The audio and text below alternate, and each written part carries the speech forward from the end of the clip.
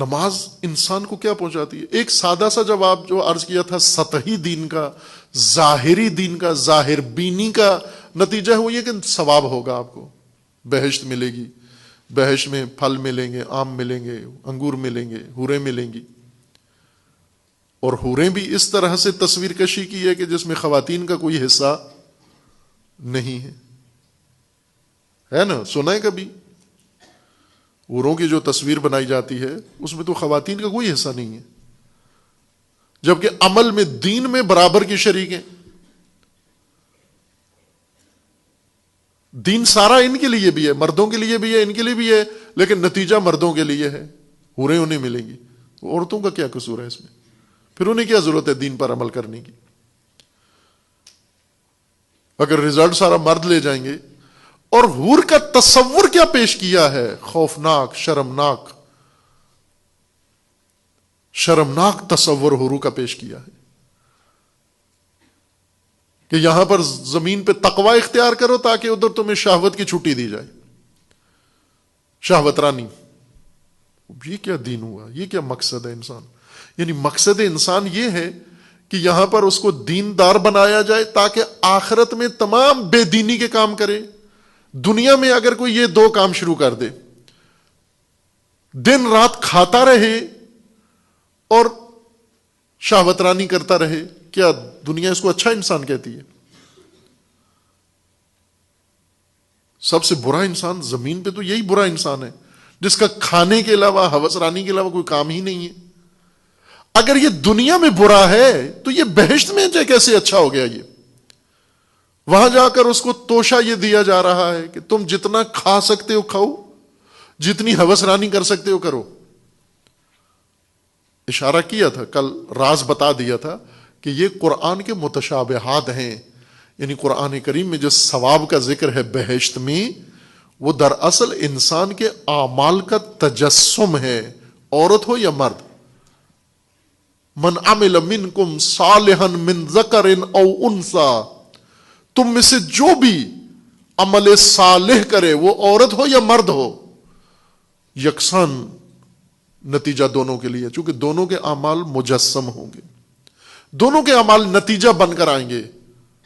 وہ حوریں آپ کے عمل کا تجسم ہے، وہ آپ کے اعمال ہیں جو آپ کے ساتھ ہیں، آپ کے ہم نشین ہیں، آپ کے انیس ہیں. وہ عورتوں کے لیے بھی ہیں، وہ مردوں کے لیے بھی ہیں. اور اعمال جب مجسم ہو، مثلا آپ نے کوئی کام کیا ہے، وہ کام کر کے جب اس کام کا نتیجہ آپ کے سامنے آتا ہے کتنی خوشی ہوتی ہے آپ کو. آخرت میں اس سے بھی زیادہ خوشی ہوگی آپ کو، چونکہ جو کچھ آپ نے کیا ہے وہ مجسم ہو کے آپ ہی کے ساتھ ہوگا وہاں. اس لیے لذت محسوس ہوگی آپ کو ان ساری نعمتوں سے. لیکن وہ زبان ہمیں نہیں آتی، ان حقائق کا ہمیں ادراک نہیں ہے، لہذا ہماری زبان میں پیش کیا گیا کہ یہ فاقعہ ہیں، یہ حوریں ہیں، یہ فلاں ہیں. یہ ہماری بولی میں تشبیہات کے ساتھ پیش کیا گیا.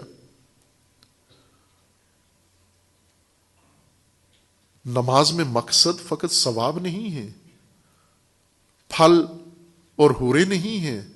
نماز کا مقصد اس زندگی میں تمہارے لیے ہے، چونکہ بعد میں جو کچھ تمہیں ملنا ہے آخرت میں، وہ یہی زندگی میں جو تم نے حاصل کیا ہے وہی مجسم ہوگا.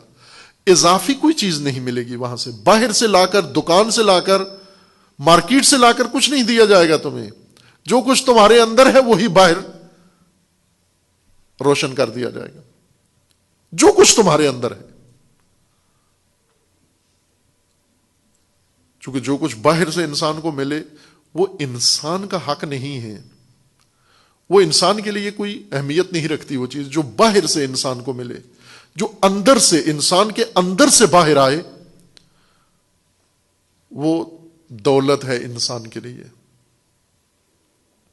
آپ مختلف علاقوں سے ہیں، اپنے اپنے علاقے کی بعض چیزیں آپ جب دوسروں کو منتقل کرتے ہیں تو کس طرح سے تشبیہ دیتے ہیں یہ سامنے کہ ہمارے علاقے میں ایک چیز ہوتی ہے اس کی طرح ہے، اس فلاں شے کی طرح ہے. آپ ایک پھل ہے، معلوم نہیں کھایا ہے یا نہیں، لاہور میں کبھی کبھار آتا ہے چکو، پاکستانی نہیں ہے، غیر پاکستانی ہے لیکن اب پاکستان میں کاشت ہوتا ہے. یہ جاوا کنٹری سے آیا ہے چیکو.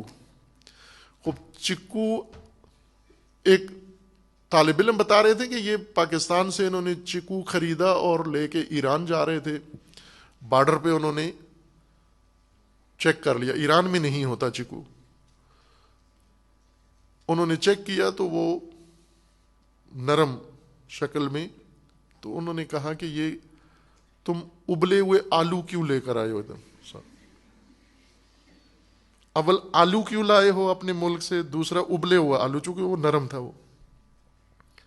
اس نے انہیں بہت سمجھایا کہ یہ آلو نہیں ہے اور ابلا ہوا بھی نہیں ہے, بلکہ یہ ایک پھل ہے, میٹھا کھانے کا ہے, اور تم چکھ لو ادھر. اس نے کہا نہیں, مجھے آلو ابلے ہوئے پسند نہیں ہے, کھایا بھی نہیں اس نے.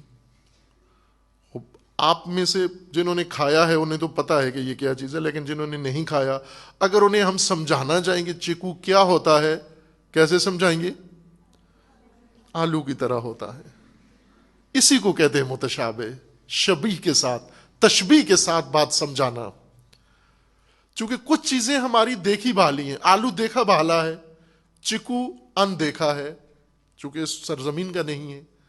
اب اگر اس سرزمین کے لوگوں کو اس سرزمین کی بات سمجھائیں تو اس سرزمین کی ایک شے مثال بنا کر, شبیہ بنا کر, اس کے ساتھ اس کو پیش کیا جاتا ہے کہ اس کی طرح ہے.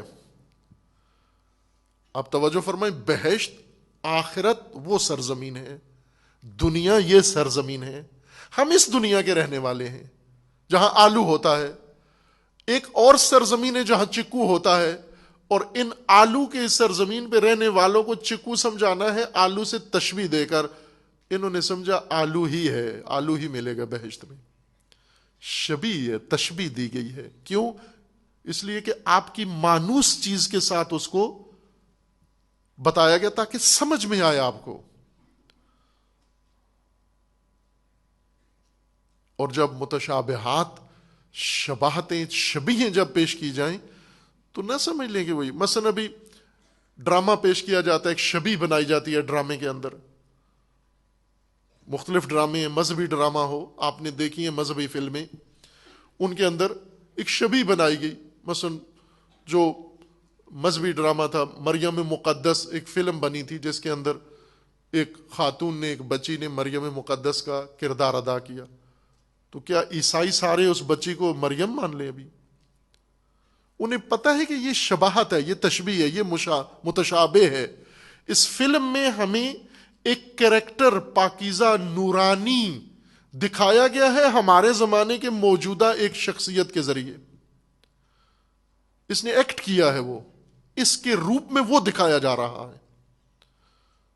یہ کام ہے جو ہم بھی روزمرہ کر رہے ہیں, اور اسی کے ذریعے سمجھتے ہیں ہم بہت ساری باتیں.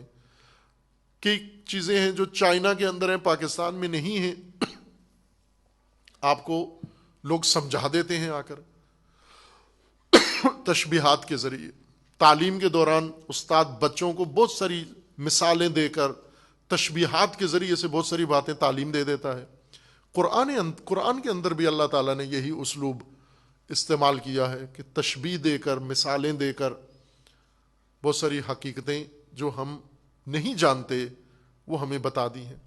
اور قرآن کا یہ بھی فرمانا ہے کہ جب انہیں بہشت میں وہ سب کچھ ملے گا, نظر آئے گا, تو کیا کہیں گے؟ اوتو بہی متشابہا. یہ تو شبیہ, یہ تو دیکھی والی چیز لگتی ہے, اس کے مشابہ تو ہم نے پہلے دیا گیا ہے ہمیں.